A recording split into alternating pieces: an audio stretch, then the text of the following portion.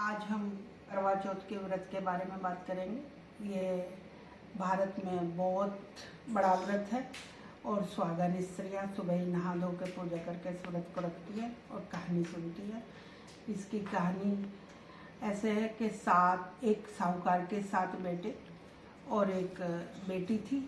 वीरवती उस बेटी का नाम था। और उस बेटी की जैसे शादी हुई तो वो अपने मैके आई हुई थी। साहूकार की 7 बहू और बेटी और सेठानी सब ने व्रत रखा था, लेकिन वो शाम होते होते भूख से व्याकुल होने लगी।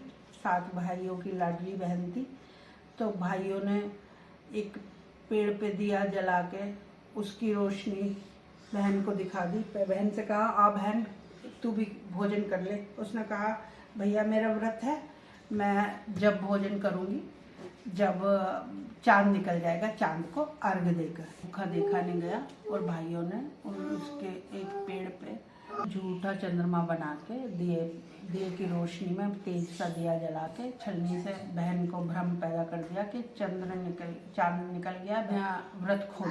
तो बहन ने, वीरवती ने अपनी भाभीयों से कहा, भाभी चांद निकल गया, आप भी व्रत खोल लो।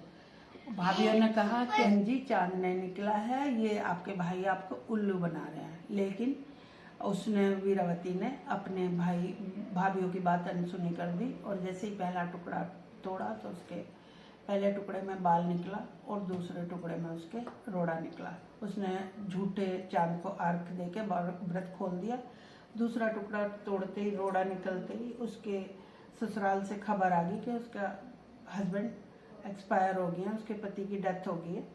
तो वो फिर वहाँ गई और अपने पति के लाश को लेके बैठ गई और उसने दाह संस्कार नहीं करने दिया और चौथ को व्रत करती रही पूरे साल। और जो घास आई उसे भी चुगती रही और ऐसे जाके उसने, जैसे ही फिर करवा चौथ आई, करवा माता उससे प्रसन्न होगी और फिर उसने विधि विधान से पूजा की। कार्तिक माह की कृष्ण पक्ष की चतुर्थी को जैसे ही उसने व्रत किया, उसका पति जिंदा हो गया। और जैसे करवा माता ने वीरवती के साथ वो की, वैसे ही सबके साथ करे और सबके पति की दीर्घायु हो, सुनने वाले की, कहने वाले की और व्रत रखने वाले की। यही इसकी कहानी है। और इसके जो पूजा विधि विधान है, सुबह से पत्नी भूखी रहती है, निर्जला व्रत है। शाम को चांद को छलनी से देख के अर्घ चढ़ा के तभी वो व्रत खोलती है।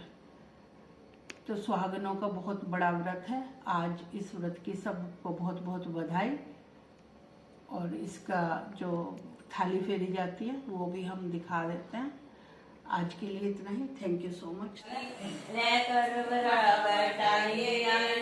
वंदा चोरी पाइए ये अट्टी ना टेरी ना तुम रखड़ा